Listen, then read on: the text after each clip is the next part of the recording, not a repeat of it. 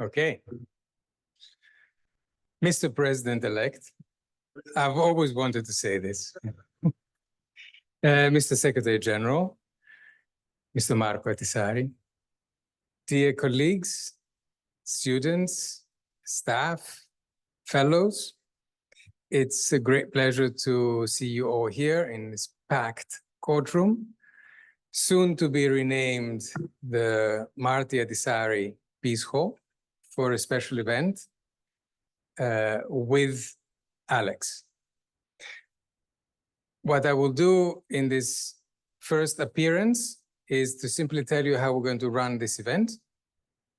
I'm going to ask Marco Del Panta, the EUI Secretary General, to make some introductory remarks on behalf of the Institute.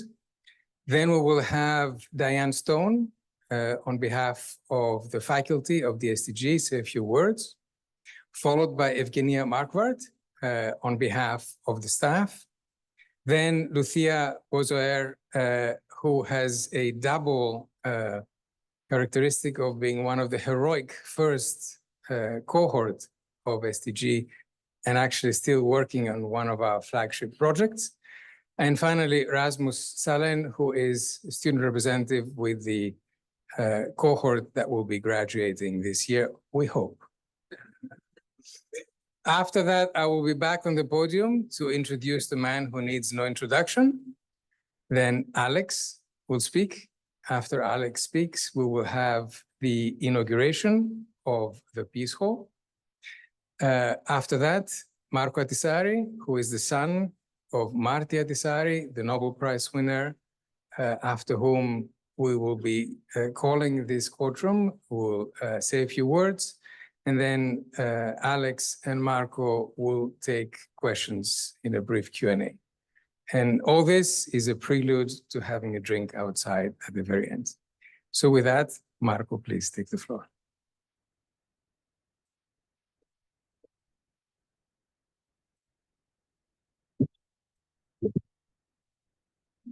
Dear colleagues, students, friends, Mr. President, dear friends from, there's also some part of the Florentine community. I'm very pleased to see that it's not only the EUI community, but I mean, there are also some people in town. Alex, we had prepared a very informal event, not to say farewell to you, but I mean, now that you have become President-elect, everything has become very formal. We were very impressed yesterday night because we saw that for the dinner in which we were together, there was some official bodyguards, there was the car of the embassy. So, I mean, everything has become much more formal, but still, I mean, it's a way to say hello and to congratulate our friend Alex and to tell you that we're all extremely proud for what happened. I think that I interpret all the sentiments of all the EUI community. You told us yesterday that you have received practically from everybody, no? Some text, some messages, and some phone calls. So I'm very happy for that. You left, Alex, a stamp on the institute and on the STG. I mean, your presence here has been extremely instrumental for the launch of this startup, which is the STG. I think that George will elaborate a little bit on the achievements during Alex's leadership, but let me mention some of them. When you arrived here, there was the very first cohort of students of the STG. Now we have two cohorts of about 90 students. At the beginning, there was practically very few professors. Now the full-time professors have increased to 11.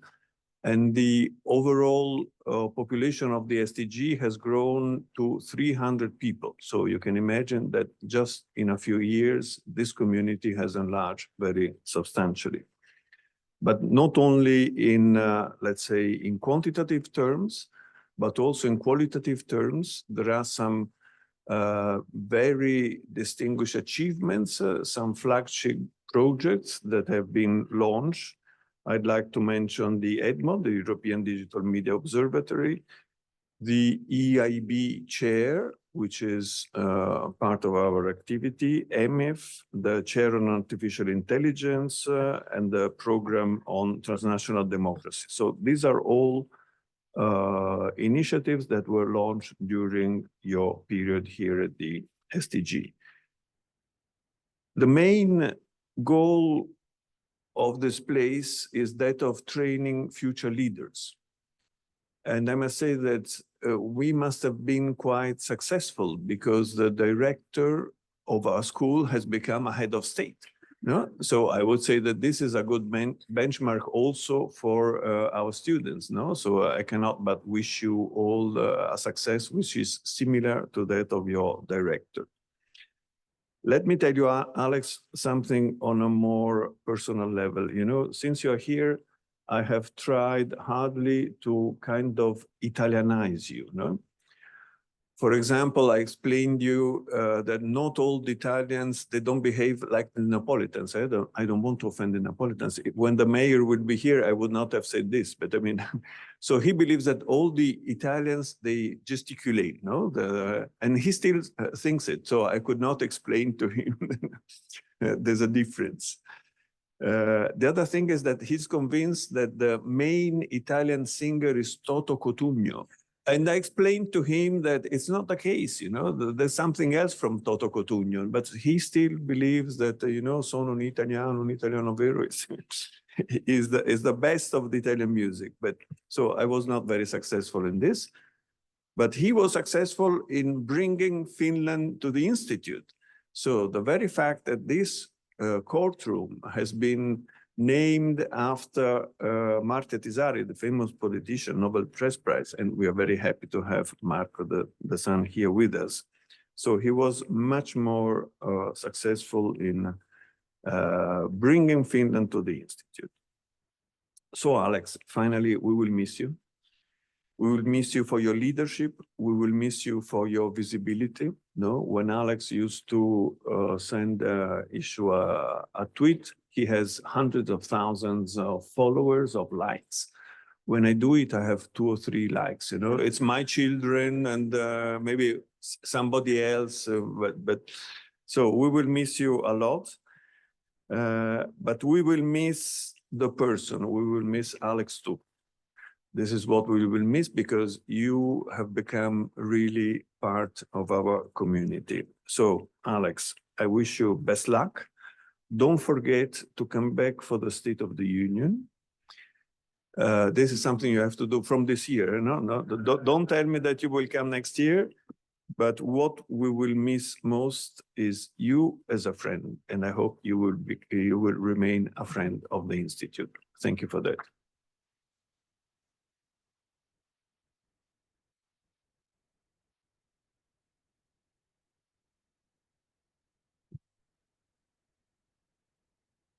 Just a minute while I get this down. Okay, I have been asked to speak on behalf of faculty about Alex's time here with the Florence School.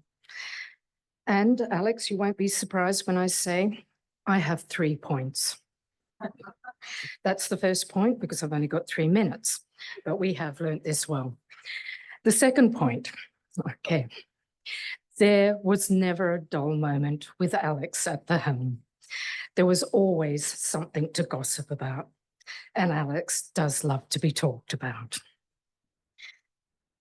In early summer 2020, the initial 5 professors met for the very first time to discuss the degree on Zoom. And right from the beginning, there was a lot to do. And this was because the new degree was only starting 4 months later. And Alex had the job of pulling us all together. And although we were only 5 professors, that really is like herding cats. We all had an opinion on how to actually deliver this new master's degree, to recruit students, what shape the teaching rooms should be, hey Calypso. So there was a hell of a lot to do in very little time. And Alex delivered despite the odds and despite COVID. And as a consequence, everyone on High Council loves him. Alex is also really good on the big picture and getting the message out. He really did put the Florence School on the map, almost single-handedly, as Marko has just said, on Twitter. But if I have one question, or one criticism, I should say, it is that Alex does not always have an eye for detail. And I'm not convinced to this day, okay, that Alex knows what an ECTS is or why it's crucial to accreditation. Third point, what has Alex learnt from us, the professors, as he heads into this presidential position and the world of diplomacy? Here I'm going to draw upon Kissinger. Now, whether you love or loathe Kissinger, he certainly was a smart guy. And this is what he had to say. Intellectuals analyze the operations of international systems. Statesmen build them.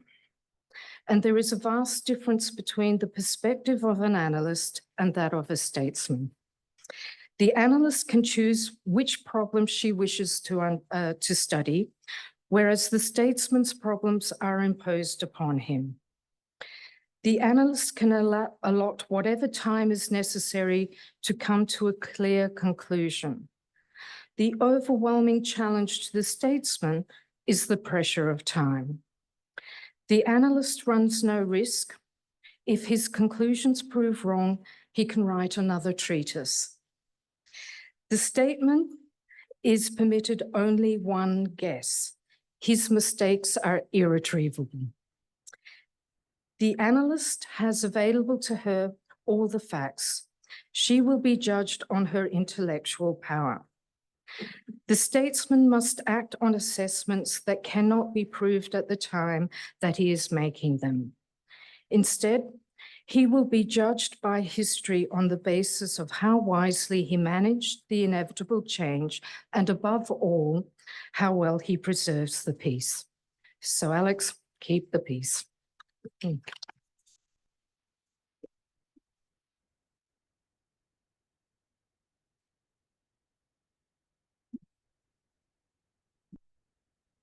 you. So I was asked to speak on behalf of staff of STG and how the school has changed since we have arrived here. So personally, I joined the school back in 2021, and that's about 2.5 years ago at this point.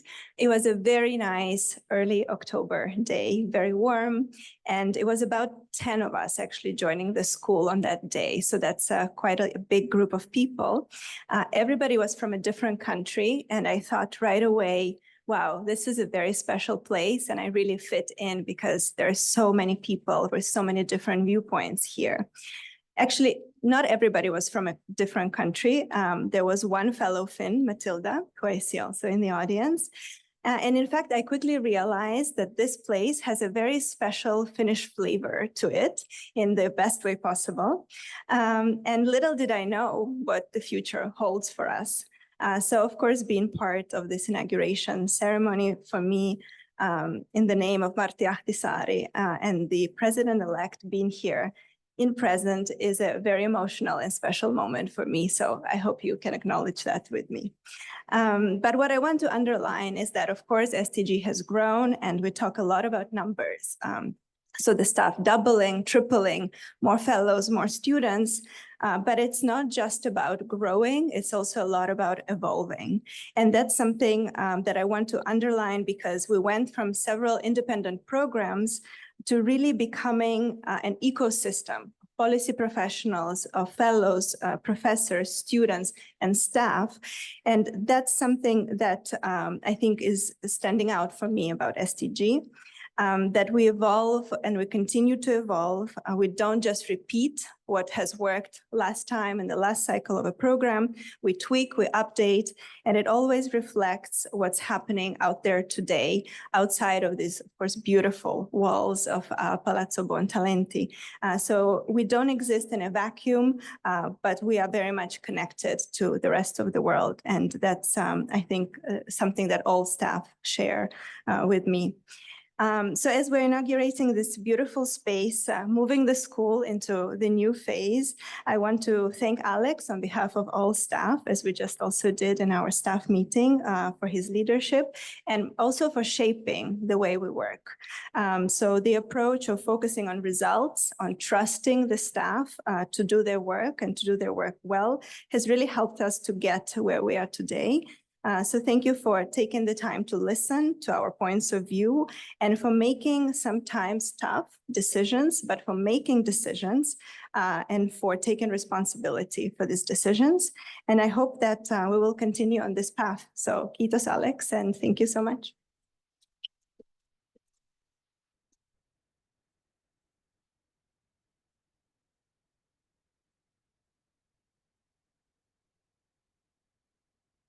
So I'm a little bit nervous, I have to say it. When George asked me to do a short reflection on how we have evolved over the last few years from the perspective of a student from the master first cohort, who's now part of the SDG staff, I wasn't sure what to say because we have so many memories, experiences, and so much learning. Not only academic learning, but mainly life learning. So for the sake of time, I'm going to break Alex's rule of three and mention just one memory, the first one I have from Alex. It was the first online meeting we had back in June or July 2020 with the directors of the master and those who would be my cohort colleagues.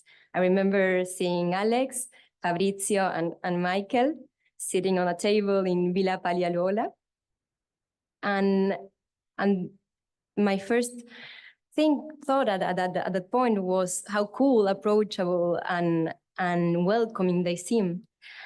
And so began the first cohort of master in the middle of COVID, with no vaccines in the near horizon, but full of excitement and eager to meet each other in Florence. I think time proved that I wasn't wrong. I think it's no exaggeration to say that for me and for most of my classmates, being part of the first cohort of the master program in transnational governance was a life-changing experience, which probably wouldn't have been possible in any other institution in the world and without Alex. That's why when I was given the opportunity to stay working here with the chair on AI and democracy, I didn't hesitate for a second. Being part of the SDG and seeing how much it has evolved over the last 4 years, it has been a unique privilege. So I can only be thankful and wish you all the best, Alex, in this new journey.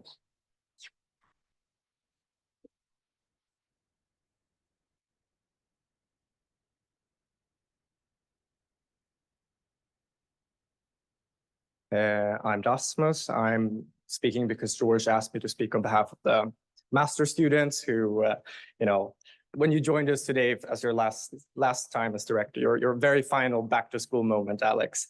The first week when we came here, you told us that the reason you and George were smiling is because you left politics.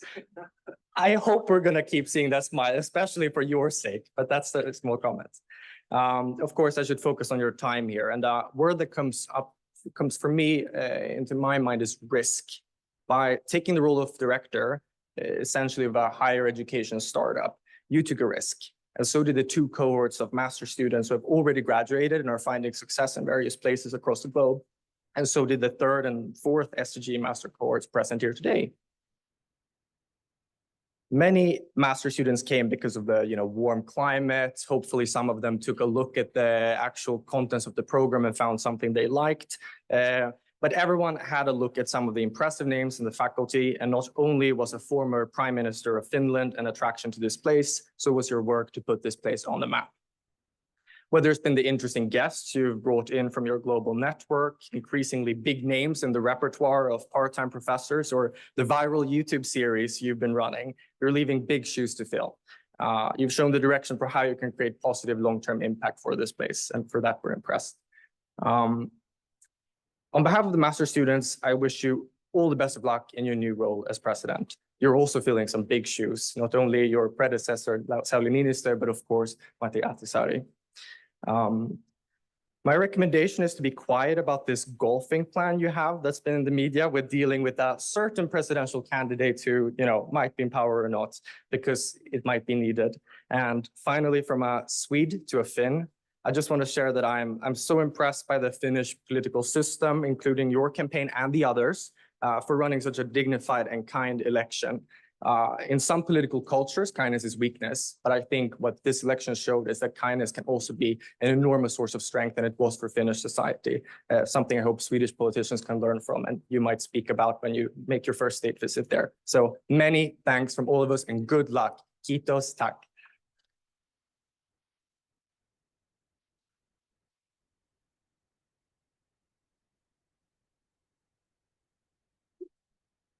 I think I could just leave it at that. But let me add a few words of my own.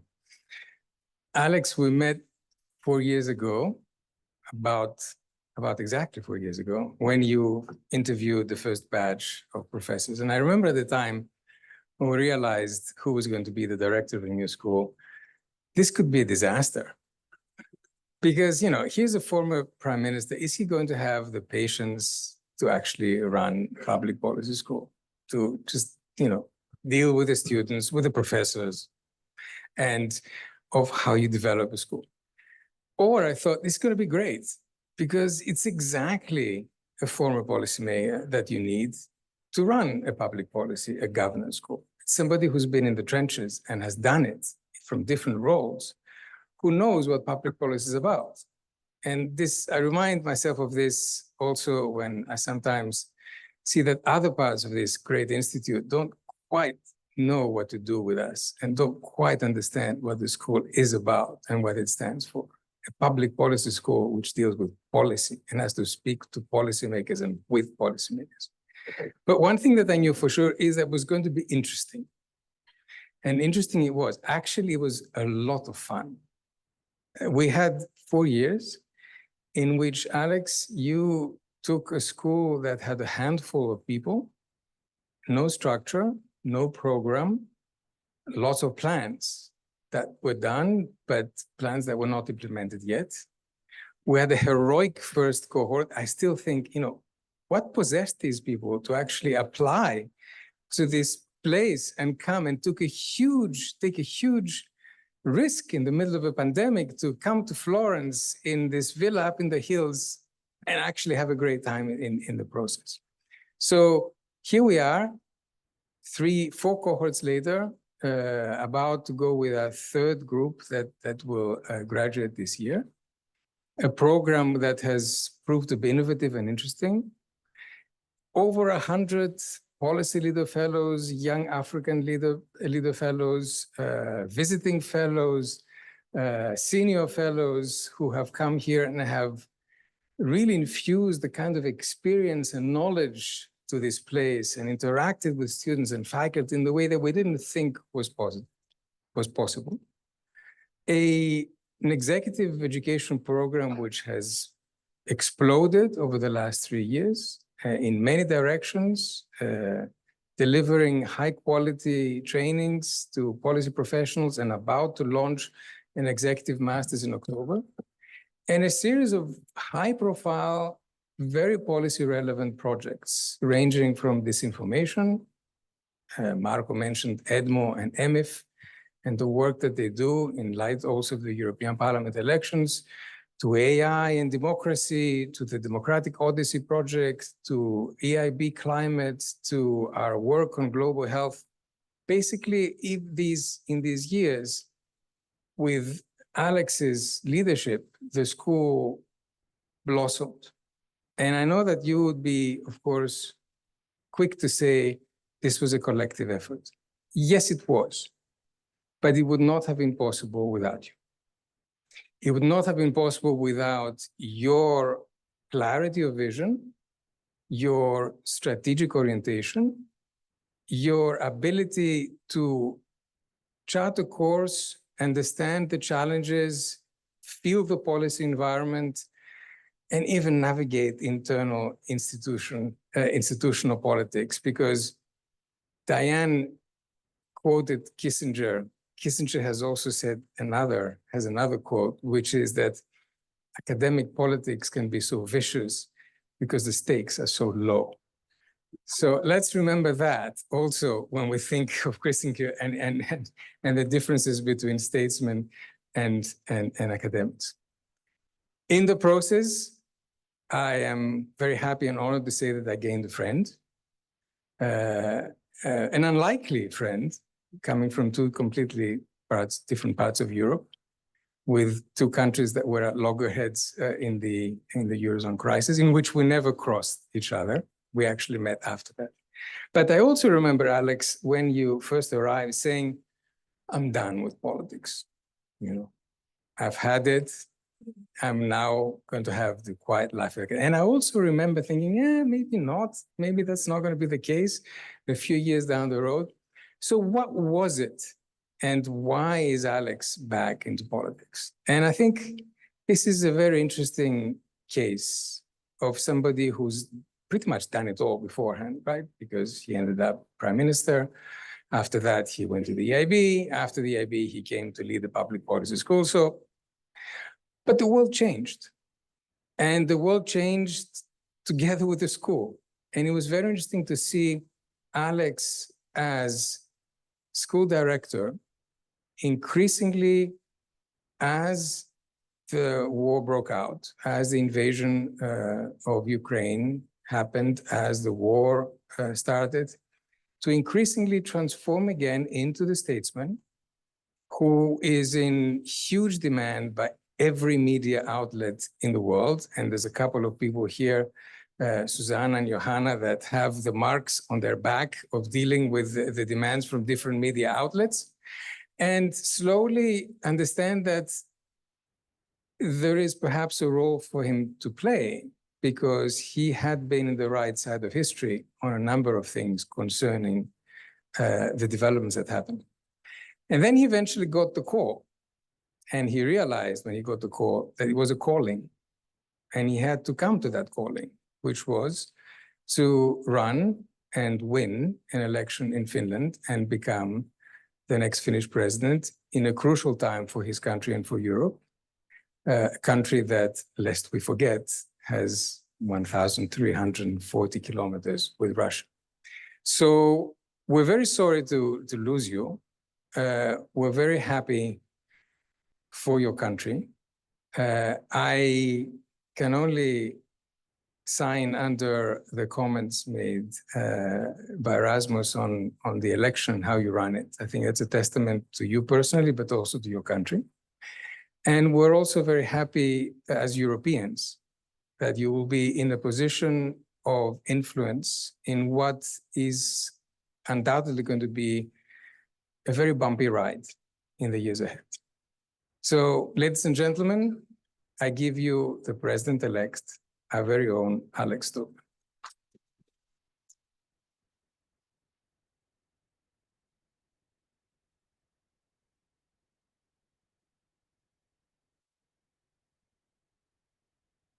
Thank you very much, George. I'm really glad to see that finally someone comes to my lecture. It's lovely to stand here. At the same time, I have to admit that it does feel a little bit surreal, and not only because Marko Ahtisaari is in jail. You know, these things happen at the STG.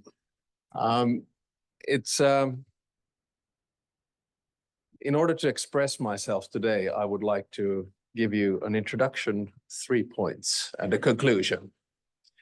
And by way of introduction, I just want to say it straight off the bat.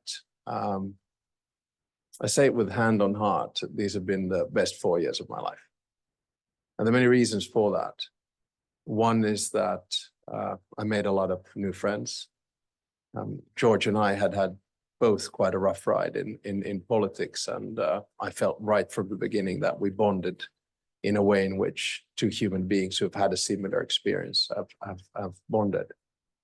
But mainly because I felt I was part of something new, a startup.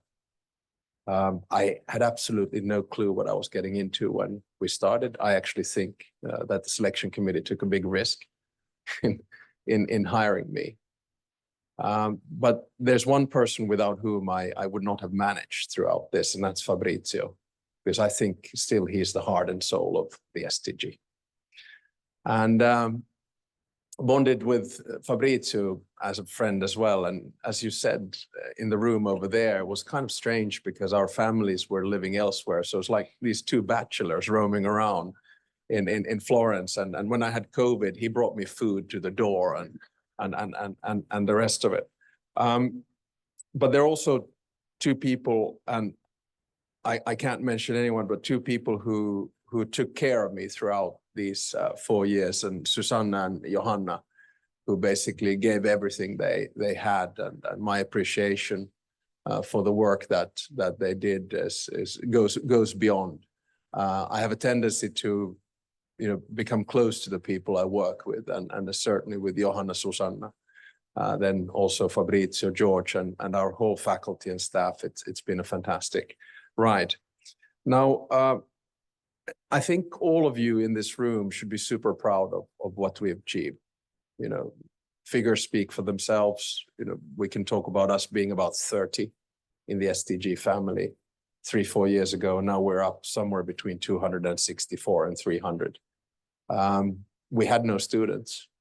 We had a handful of fellows. We had no permanent professors. We had a dozen plus faculty, and we had a little bit of money. We had an aim, we had a vision, and then we did it. But I always felt right from the beginning that we did it not because of the director, not because of a hierarchy that we had, but because we gave everyone responsibility. And, the end result is here.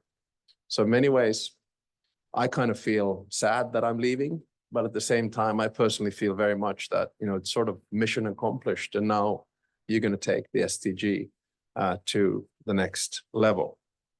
Now, my 3 points today, which Roland was pushing me on, give me a headline for the lecture. First one is world, second one is peace, and the third one is us.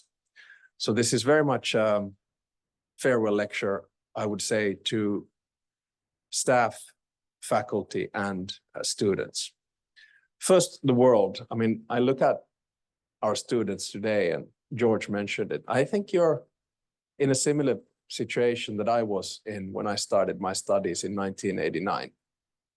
And Furman University in Greenville, South Carolina. I'm Finnish by birth and done by the grace of God. But that was very much the end of the Cold War. The Berlin Wall came down in November 1989. It was an era of hope.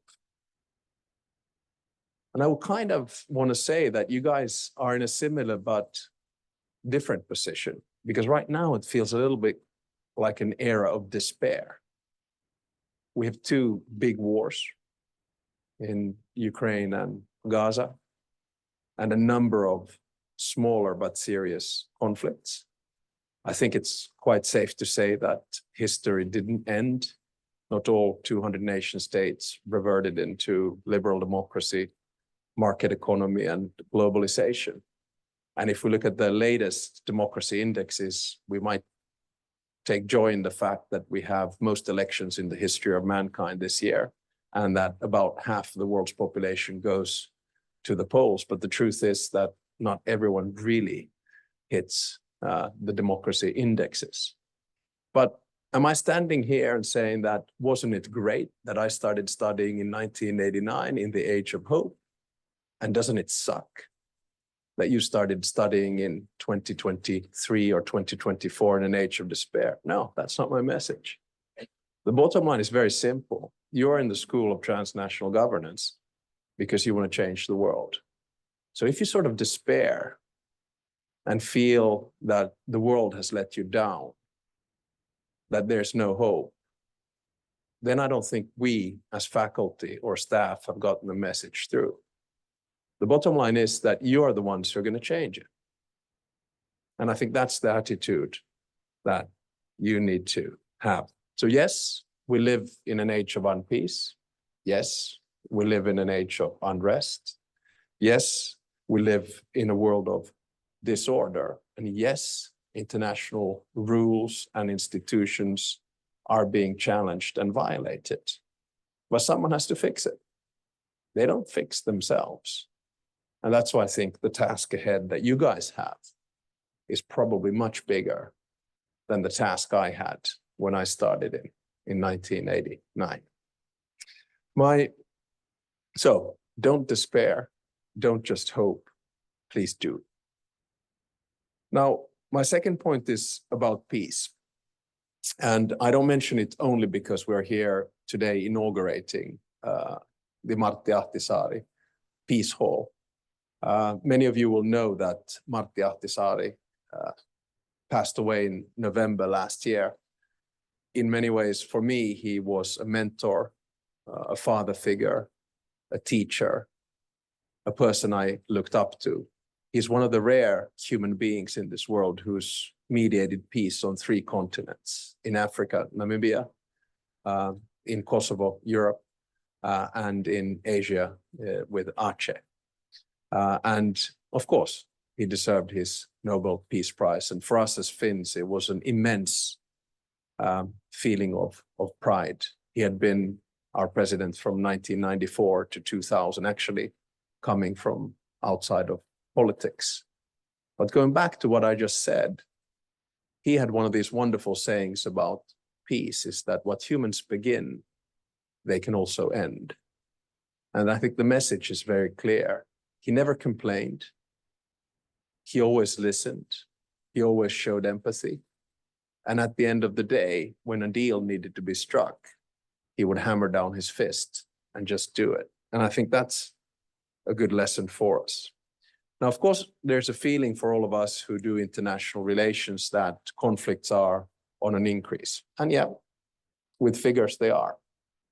And of course, conflicts, as many of our professors who do peace mediation know, they can be either local, regional, or global. But at the end of the day, if you fight for peace, it's about containment.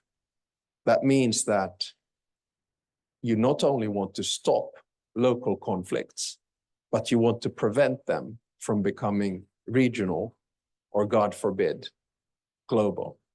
And of course, we can go back and look at the lessons of history and say that after World War I, they got it wrong. The League of Nations was a nice idea of peace, but peace wasn't sustained.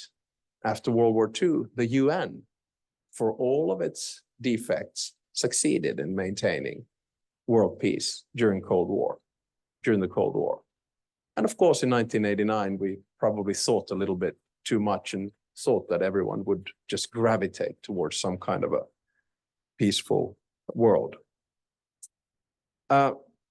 We often forget that in this world of peace mediation, they're not only the big wars of Ukraine and Gaza.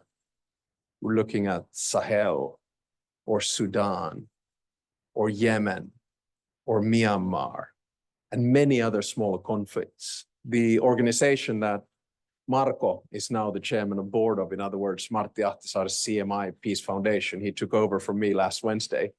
In the past 6 years, we've been involved in roughly 50 conflicts, most of them under the radar.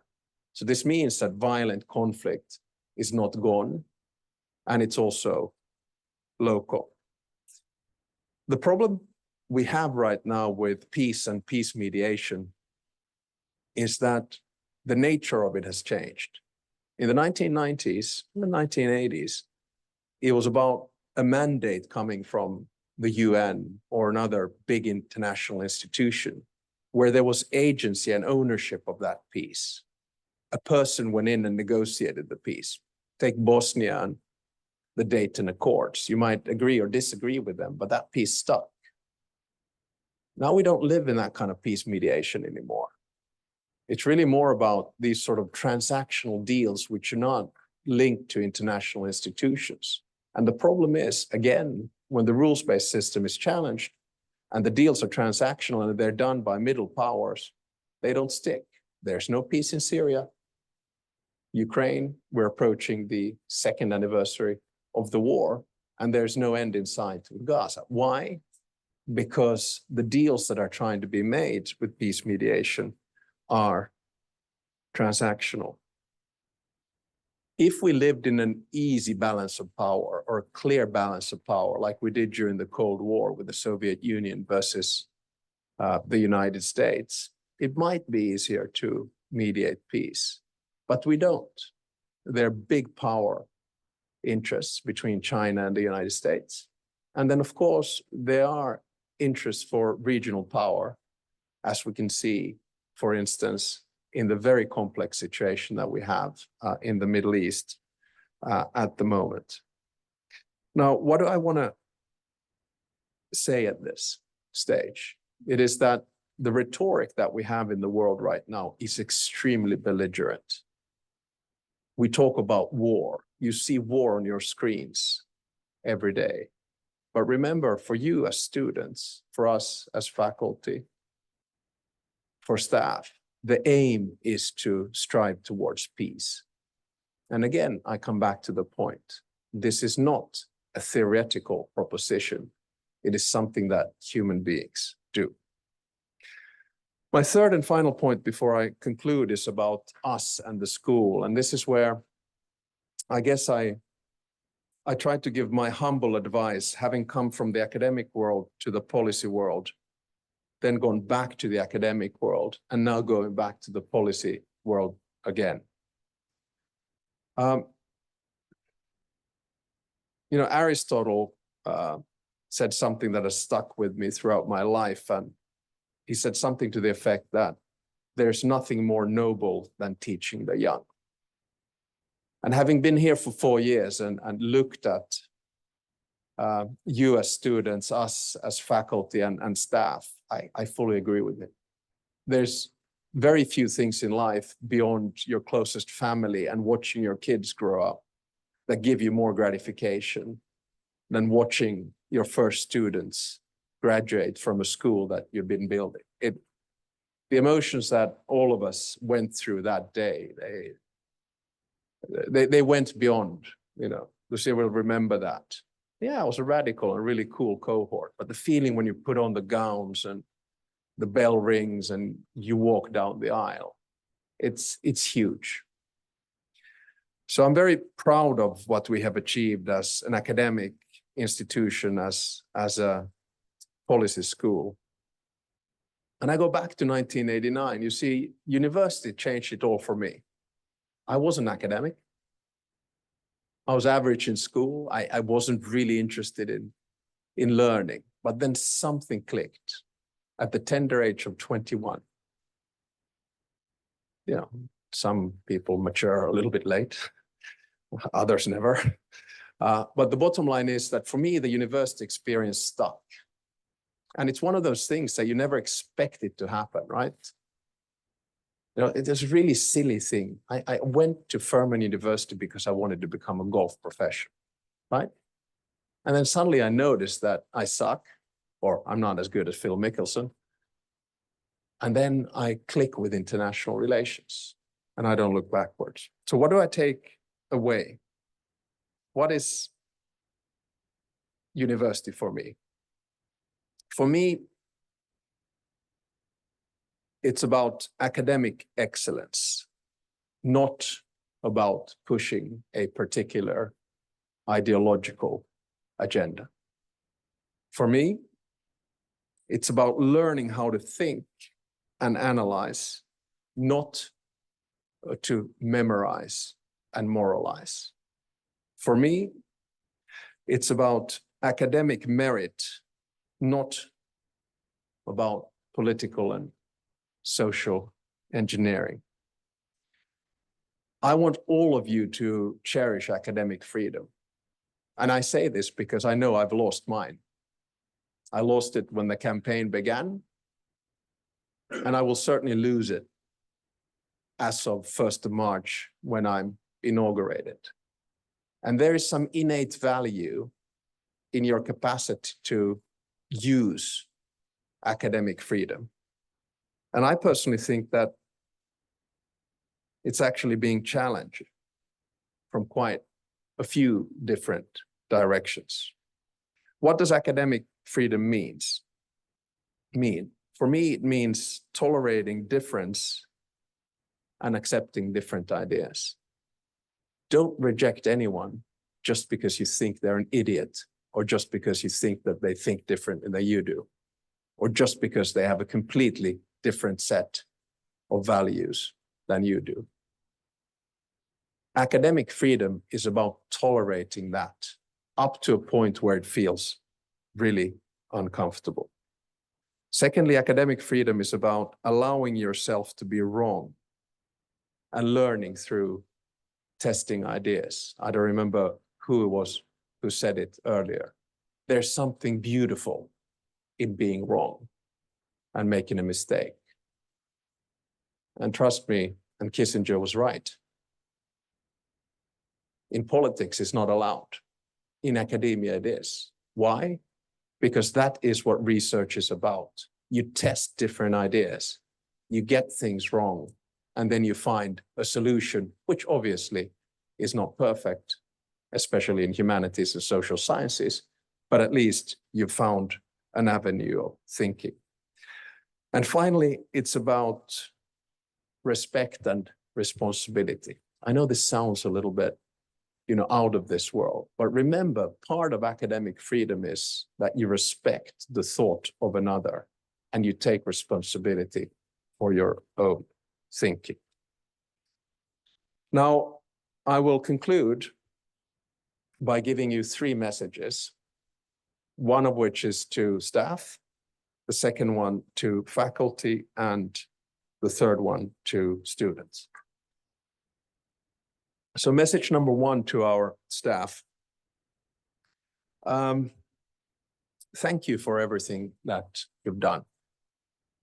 It's kind of nice to be a director of a school, but without the staff and without what you have done over these 4 years, there would be no director. And I fully realize that. And I will never forget the time that you've put in, whether it's setting up the master's program or executive training or any of the programs that we have done over the years, fellowships and otherwise. I'll never forget what you have done. But I want all of you to keep in mind our basic philosophy of taking responsibility for what you do. I always felt right from the beginning that the more responsibility our staff has to do their own thing without any kind of a hierarchy, the better off we all are. Respect your colleagues, and remember, you have a bigger sense of purpose than just the tasks that you do every day, and that is this school. Second, faculty, many of whom are sitting here in front of me. It's been fantastic to work with all of you, and I've learned new things every day. You've challenged me intellectually, you've challenged the students intellectually. We've been looking at things from different perspectives. What do I want you to take away in my humble recommendation? Remember that you have the Aristotelian calling, and it's a really serious calling. It is about teaching the young. At the same time, we all know in today's world about reverse mentorship and learning from the young. It's much less hierarchical nowadays than what it used to be. And that's why I love to look at the way in which you guys were teaching, because I was used to the teacher comes and talks, gives the 3 points and leaves office or leaves the lecture hall. You've done completely the opposite. The engagement that I've seen with the students and the way in which you teach, I think has been wonderful. Remember that your job is to give the students tools to be able to analyze, to be able to think, to be able to develop. Your job is not to give the students politics or ideology. Your job is to talk about values and give them facts on the basis of which they draw their own conclusions. And finally, the students and fellows.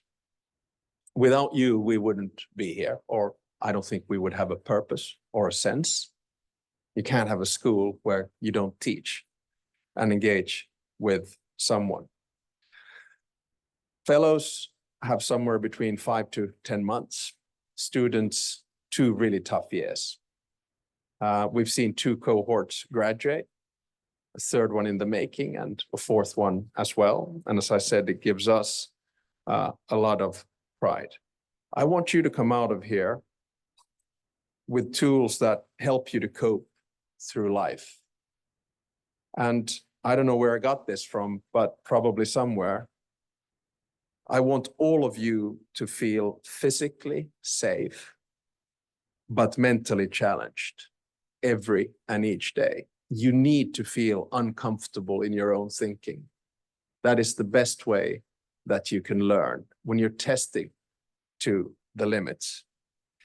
And I'll finish with a final thought. And that comes from my thinking with ChatGPT and artificial intelligence and robotization, and the fact that a lot of the tasks that we as human beings have been used to doing throughout life, they're now changing. A lot of the things with our intellectual and mental capacity can be done with the help of artificial intelligence. A lot of the physical work that we used to doing can be done with the help of robots and other tools. But if there's one thing I want all of you, whether staff, faculty, or students or fellows, to come out of these 2 years, remember that there's one thing that machines can't do yet, and that's empathy. And empathy is based on caring for other human beings and getting meaning into your life by giving to someone else. With these words, I would like to thank all of you for a fantastic 4 years. Thank you.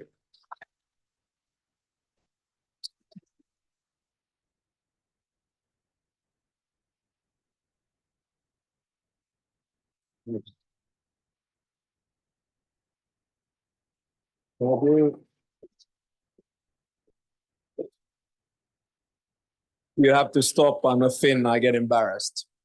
Okay, now next, I think, should we do the, yeah. So now what we'll do is Marko and I will reveal the plaque, which then will be later put on the wall. At where is it going to be? Over there? Yeah. And then after that, Marko will say a few words. So let's do this bit. Odotetaanko yhdessä? Okay, ready? 1, 2, 3. Wait. There we go.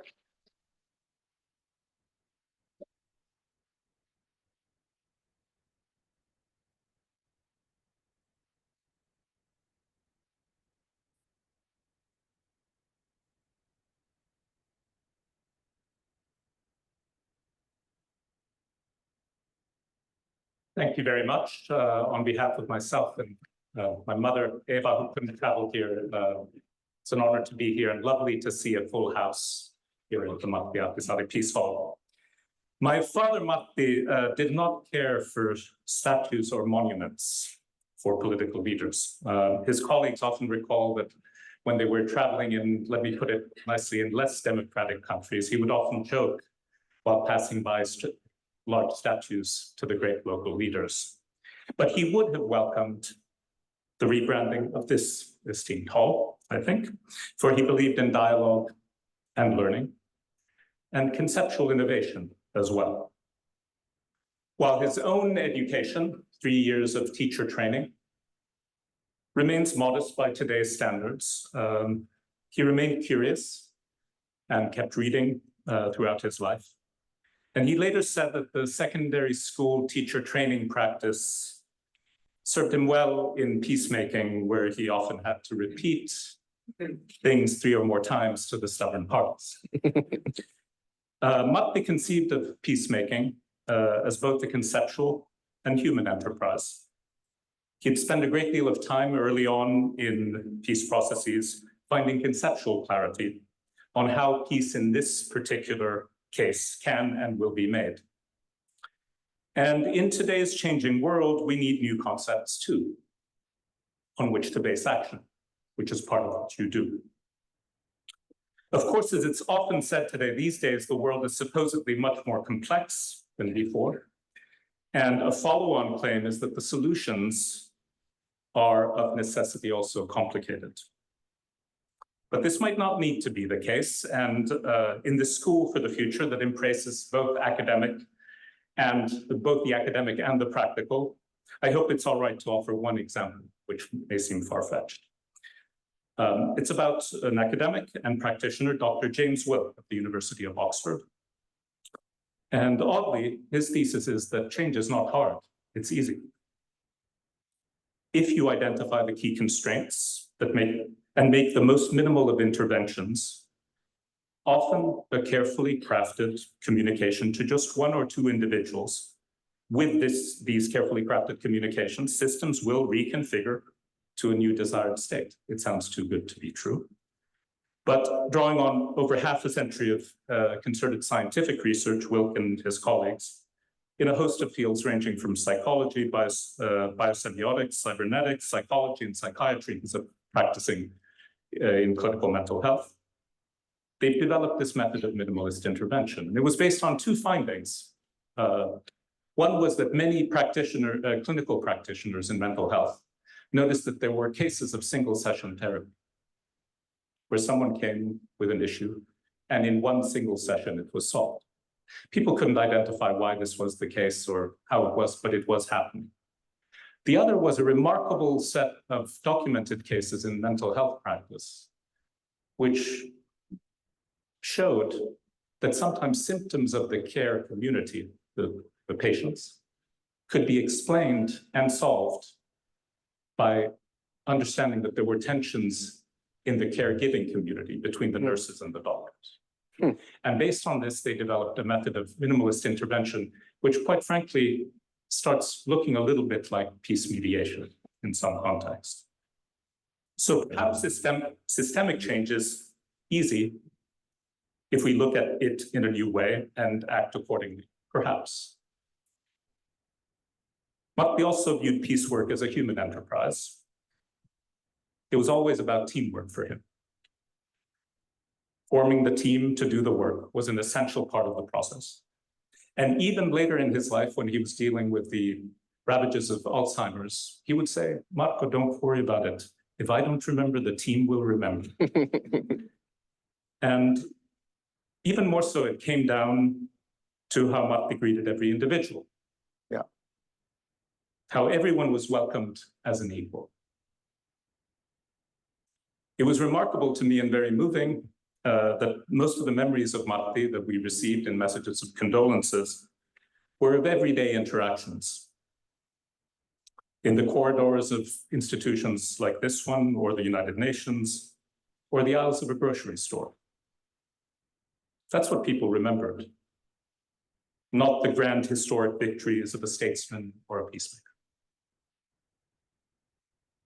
And we hugged a lot as a family, often.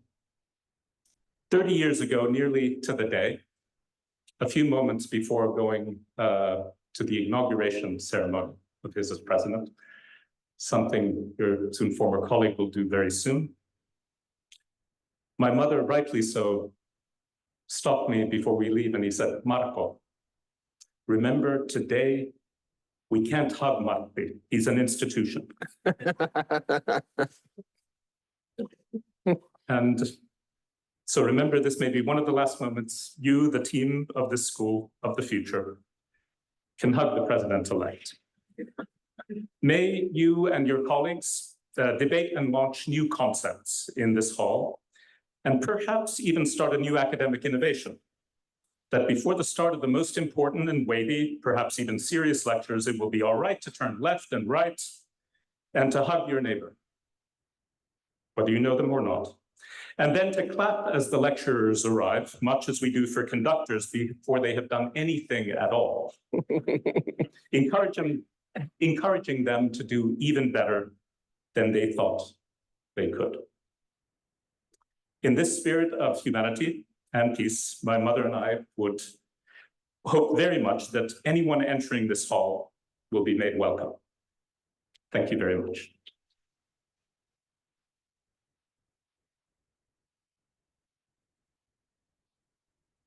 Loistava. Aivan loistava.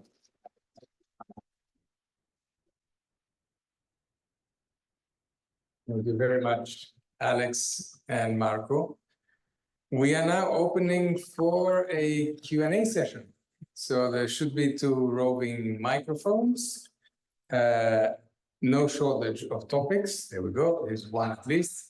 No shortage of topics ranging from Finland to peace in the world to universities and free speech.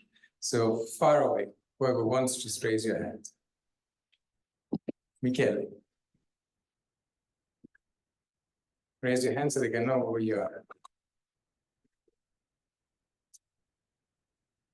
I'm a bit emotional after this talk from Mark, and I'm doing peace studies, so I'm really happy this hall is named after Martti Ahtisaari. And just a classical question to start off, what will be your 3 top priorities as a president? Okay. We're not president yet, so no. No, I got it here. No, good. Well, I mean, to put it in very simple terms, it's peace, peace, and peace. So the Finnish president, after consulting the parliament, takes a decision on peace and war. And I think the #1 task of any president, especially living with the 1,340 kilometers of border with Russia right now, is to maintain peace. The second task is to, if the opportunity knocks on the door, mediate peace in a conflict around the world. I think Finland now has, because of Martti's legacy and many others, including my opponent or competitor in the last round, Pekka Haavisto, we have a lot of know-how in peace mediation, and including, of course, Martti Ahtisaari's Peace Foundation, CMI. So we're able to do that. And then the final task is that, you know, the mandate is 6 years. And I know that we're living in extremely turbulent times.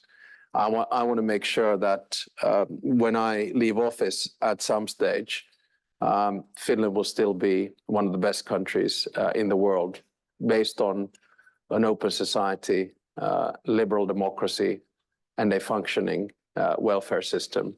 If I get those 3 things in 6 years, I'd be happy.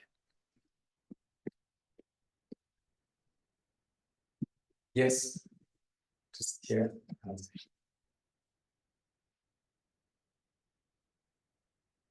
Thank you. Hi, Matthias from Finland.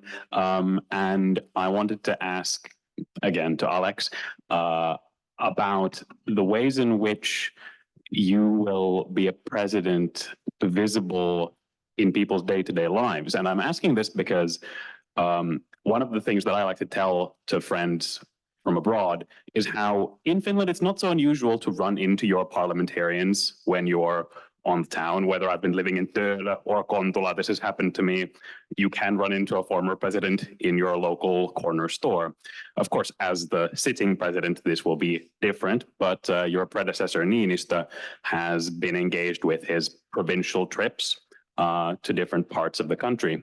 And so I wanted to ask, do you already have a vision for how you will, as president, connect with the regular citizenry? Yeah, I mean, definitely. I think one of the points that Marko just made about Martti Ahtisaari was that he treated every human being as an equal and was present. And in many ways, he actually started the tradition of traveling the country. And we will continue to do so because I had a lot of really good takeaways from the campaign we did this time around. I've had excellent takeaways from other campaigns which have encapsulated the whole country. So we will, I mean, I can't tell you exact, I know what we're going to do, but there's Finnish media here, so I can't, sorry. So we do have a plan, but but I think that the most important thing is you can have a plan, you can visit places and things like that. But when you visit and when you meet people, you know, be empathetic, be present, listen, discuss.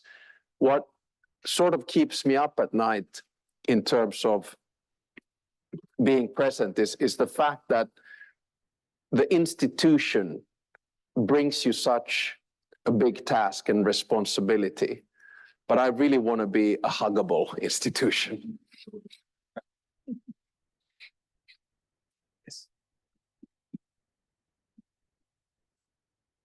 Remember to say your name. My name is Rajiv. I'm a master student, first year here. So maybe we'll be graduating next year. I mean, also, first of all, congratulations, Alex. It's a great achievement. I mean, throughout your presidential candidacy and things, I have been focusing on news media and all, as you are not there. So we have to follow the newses and all.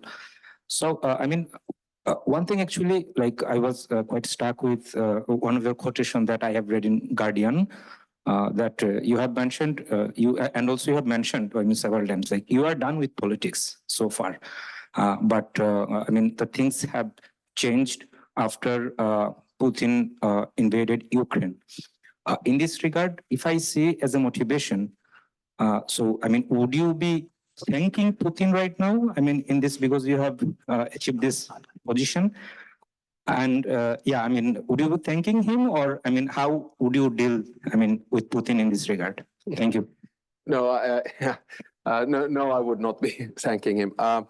No, I think the starting point is that when I left politics or government in 2016, my feeling was very much that I had done my duty in a rather difficult situation. And I had held office, you know, with the 3 key portfolios: foreign minister, prime minister, and finance minister. And I felt that I had given it everything that I had. And I also felt that past my years in foreign policy, so first 4 years in the European Parliament, then 6 years in government, I had a lot of happy memories from that. I felt I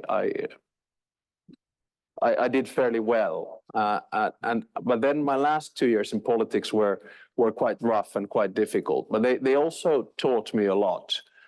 You know, first of all, that you really have to have mercy upon yourself and realize that there's some tasks that are simply too big. And then, of course, that you should be thankful for every day that you can serve. Now, when I left and we had you know, fairly rough times in the family as well. We had attacks on our home and things like that. So we had sort of an agreement that, okay, perhaps international politics, but not domestic politics. And I always kept the door open.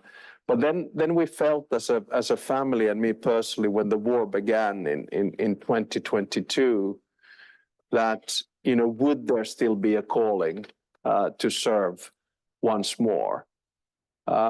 And who do I thank? I actually thank my family and the Finnish people, no one else, for the opportunity to take on this task in a very difficult time in world politics, and in a very difficult time for Finland because of the security situation. And sometimes you just feel that, you know, the calling is quite big. And then you have to answer that. In Finnish, there's a saying for it, but it doesn't really work that well in English. But yeah, the Finnish people and my family are the ones I thank for this opportunity. One more thing. We need some questions. Finnish domination here. Yes, adding to the Finnish voices here. Hi, my name is Matilda Mane. I work with the Young African Leaders Program here at the SDG as a staff member. I myself am Finnish, South African, so half-half. I bring some, you know, variety to the mix. Thank you. My question actually is directed towards Marko, if I may. And first of all, congratulations on your new appointment as well at CMI. And I wanted to know, actually, because your background is more in technology and music, I understand. So how do you plan on having your former work inform this future work in the peace mediation field? Thank you for the question. You have to do a double thing, huh? Double mics. Yeah. This is somewhat branded, but here we go. We don't, at the STG, we are not promoting Ilta-Sanomat. It's a good question. I have had a meandering career ranging from academic philosophy in political science. I was working on Amartya Sen, the Nobel Prize winning economist and philosopher, on his views of quality of life, and then met the internet early, and then saw that I felt strongly that it would change everything when I saw the Mosaic browser for the first time. And so then went into technology and startups, and the artistic turn is fairly recent for me. Just to give an idea, but I've always felt that the work has essentially been the same. But with connection to CMI, Martti Ahtisaari Peace Foundation, one reason I joined the board 3 years ago and had a chance, luckily, to work with Alex during that time, was that there were increasingly more issues related to digitalization, of course, cybersecurity, but also the venues and the platforms where peace was being made were different. And I felt that I had background in that would be useful beyond the family association. But one of the important things for CMI that happened during Alex's term as board chair was we decided to diversify the funding and raise a peace fund, an endowment that would effectively act. The foundation is doing very well. We have major projects ongoing, as Alex outlined in his remarks. So it's not a question of a crisis of funding at all, but it's rather making an endowment that would then serve as a kind of keel in heavy weather when sometimes there might be a difficult year. And in terms of fundraising, we're very lucky that the Finnish government has dedicated 10 million to the endowment, and then we're matching that with private money. From startups, one of the things you learn is about fundraising and how to do this. This will be a long haul and very difficult in the current economic environment in Finland and in Europe and globally. But I feel that these topics are very important. Finally, Alex also and several of you have mentioned artificial intelligence. I do think there are areas where artificial intelligence and extended intelligence in peace mediation will be a very, very interesting area. And while machines cannot do empathy, maybe they can support us in creating outcomes. And that's an area personally where I'll be spending time as board chair. Thank you. Thanks, Marko.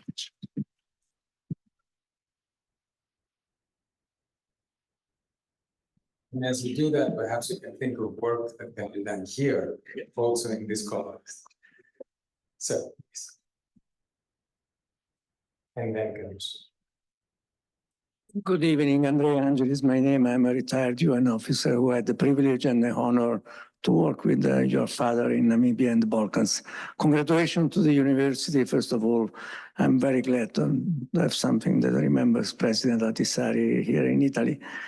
My question is simple, Marko, is for you. How after Finland joining NATO, how was the feeling of your father? Did he lose something, perhaps? I was really wondering when there was a process started.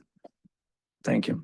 So the question was what my father's reaction was to Finland joining NATO. As many of you know, my father had fairly advanced Alzheimer's at the time of his death. So there were clear days and not so clear days. Luckily, his basic personality stayed the same. He was optimistic. We had a chance of visiting with Alex not too long ago. And that was a clear day. And we discussed many things. I think he would have been, or was, to the extent that we discussed it, he was content.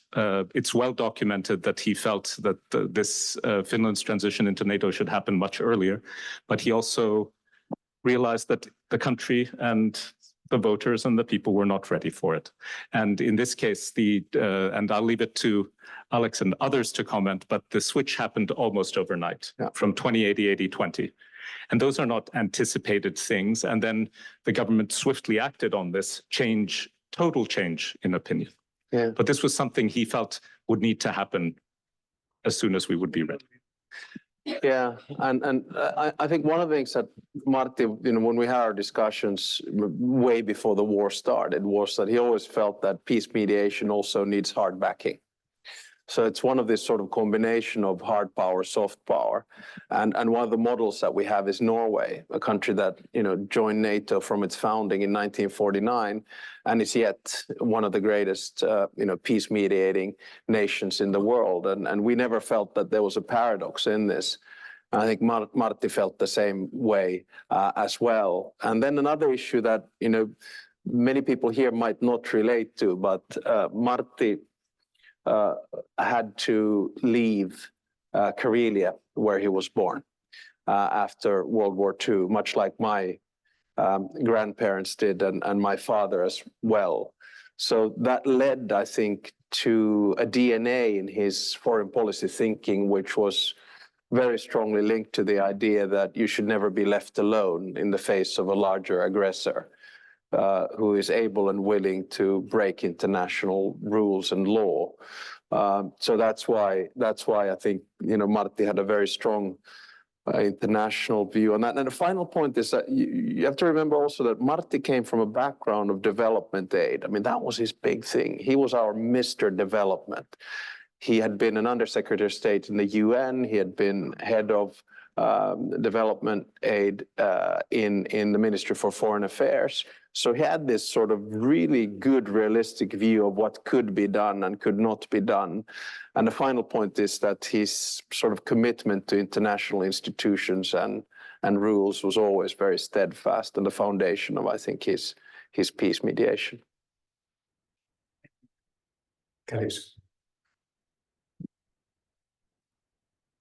I'd like to say that I'm very excited and honored that in 2 or 3 days I will be teaching for the first time in the Martti Ahtisaari Peace Hall on international security, and it's going to be special.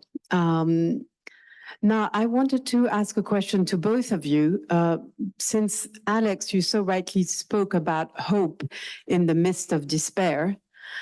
And of course, when we think about hope in the midst of despair, we think of, in particular, what is happening in the Middle East. And yet, Marko said also very inspiringly that there's such a thing as minimal intervention. And that was a kind of a tease.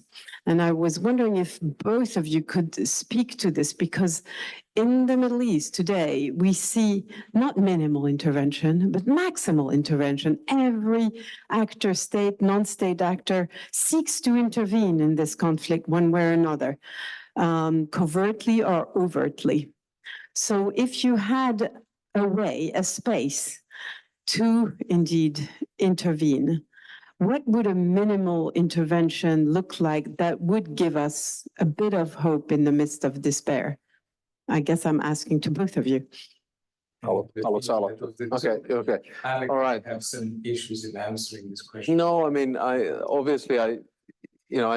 give my answer as a former professor, president-elect, not in office yet.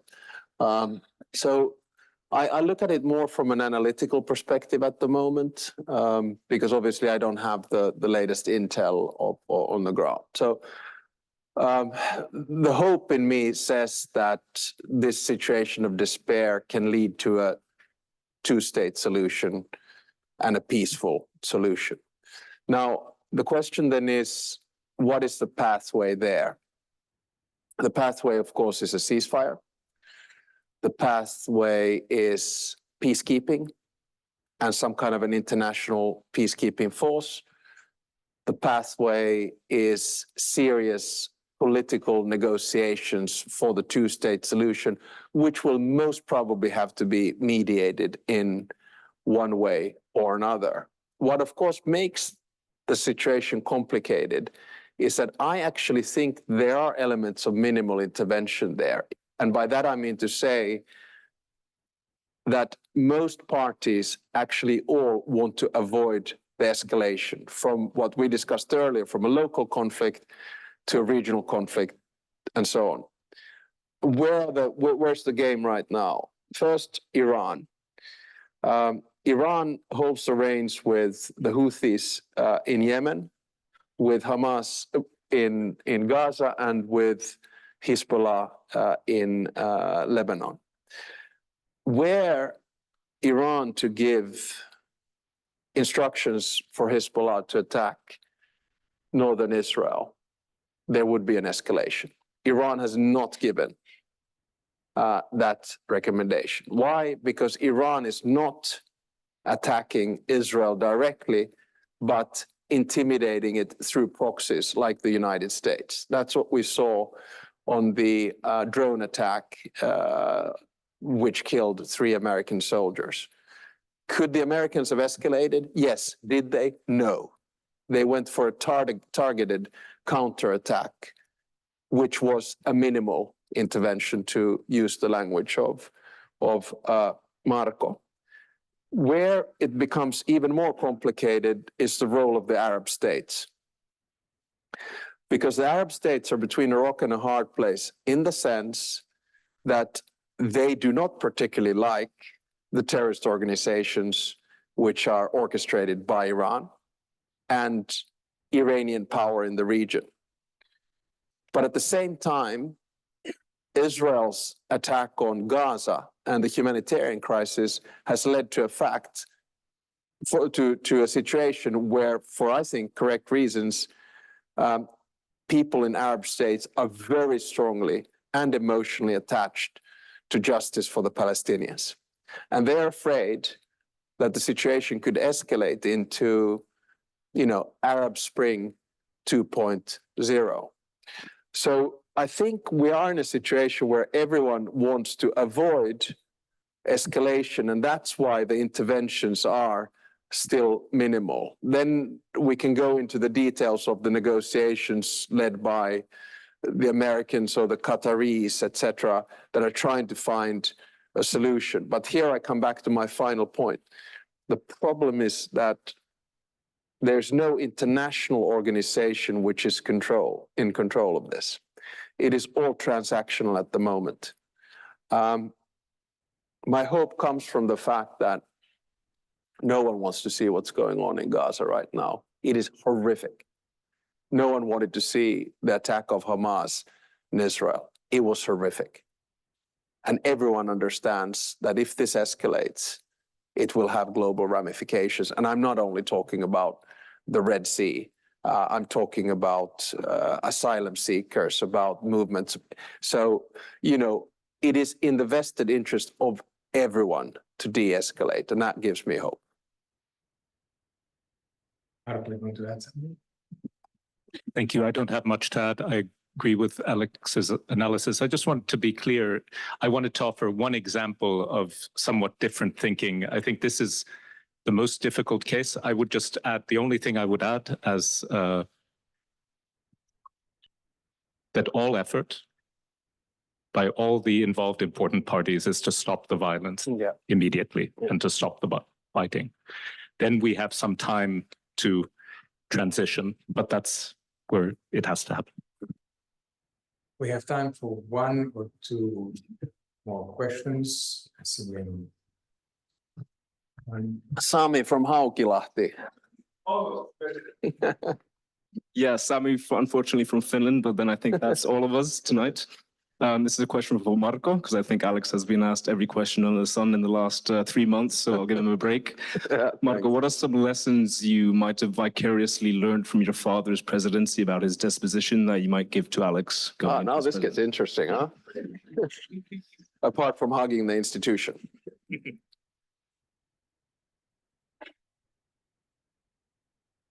A very good question. The one thing everyone should know is Alex and my father knew each other very well. So they have worked together more than I have worked with him. I have been an observer, and I was studying at Columbia University during the time of the presidency. So that's the first point. There's some of the things that he already mentioned. I think these won't come as a surprise to you, Alex, but one is be yourself. And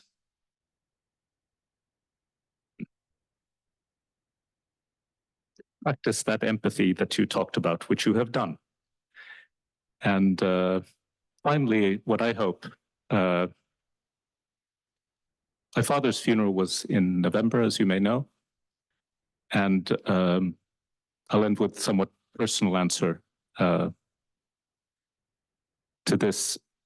There are no normal funerals. There are only people we love that we lose, and the communities and the friends and the families that miss someone very much after that. But compared to most funerals, in a state funeral, me as the only son of Martti and Eva, I really wasn't alone organizing it. The flip side of that is you're really not alone because there are about 100 people. So in the first meeting of the state established committee for the organizing of the funerals, I said, my mom and I have two hopes, only 2 points, but 2 points. One is, on this day, we hope that the world would somewhat come to Helsinki, because that was Martti's life. He was an internationally minded person all his life. And the other one, and this relates to your question, is no matter how respectful this situation is with all of its protocol and everything, let it not be uptight or stuck up. And this one is the hard one. And so I think one bit of, this is not perhaps me channeling Martti to you, but to just say that find that way, this is related to being yourself, to being, having that warmth, even while an institution. And that's not always easy because we need to maintain the institution, but I, for one, know that you'll be able to do it. I think this is an appropriate moment to end, actually. And I want to thank, first of all, Marko Ahtisaari, and then Alex, no surname needed, for being here today. Alex, best of luck. Thank you.